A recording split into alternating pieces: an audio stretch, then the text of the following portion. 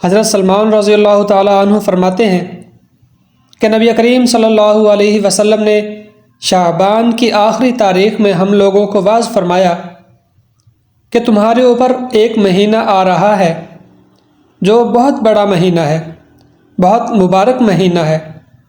اس میں ایک رات ہے جو 1000 مہینوں سے بڑھ کر ہے۔ اللہ تعالیٰ نے اس کے روزہ کو فرض فرمایا اور اس کے رات کے قیام کو ثواب کی چیز بنایا ہے۔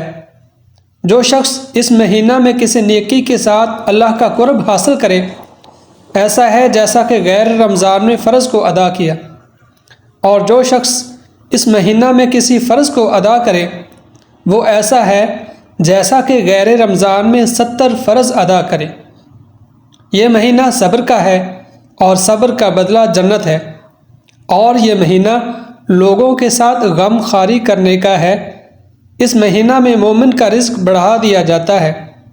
جو شخص کسی روزہ دار کو روزہ افطار کرائے اس کے لیے گناہوں کو معاف ہونے اور آگ سے خلاصی کا سبب ہوگا، اور روزہ دار کے ثواب کی مانند اس کو ثواب ہوگا، مگر اس روزہ دار کے ثواب سے کچھ کم نہیں کیا جائے گا۔ صحابہ رضی اللہ تعالیٰ عنہم نے عرض کیا، یا رسول اللہ، ہم میں سے ہر شخص تو اتنی وسعت نہیں رکھتا کہ روزہ دار کو افطار کرائے۔ تو آپ صلی اللہ علیہ وسلم نے فرمایا کہ یہ ثواب تو اللہ جل شانہ ایک کھجور سے کوئی افطار کرا دے، یا ایک گھونٹ پانی پلا دے، یا ایک گھونٹ لسی پلا دے، اس پر بھی مرحمت فرما دیتے ہیں۔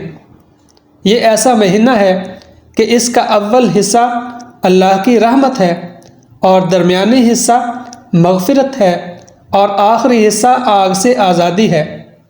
جو شخص اس مہینہ میں ہلکا کر دے اپنے غلام خادم کے بوجھ کو، حق تعالی شانہ اس کی مغفرت فرماتے ہیں اور آگ سے آزادی فرماتے ہیں۔ اور 4 چیزوں کی اس میں کثرت رکھا کرو، جن میں سے 2 چیزیں اللہ کی رضا کے واسطے، اور 2 چیزیں ایسی ہیں کہ جن سے تمہیں چارہ کار نہیں۔ پہلی 2 چیزیں جن سے تم اپنے رب کو راضی کرو وہ کلمہ طیبہ اور استغفار کی کثرت ہے، اور دوسری 2 چیزیں یہ ہیں کہ جنت کی طلب کرو اور آگ سے پناہ مانگو۔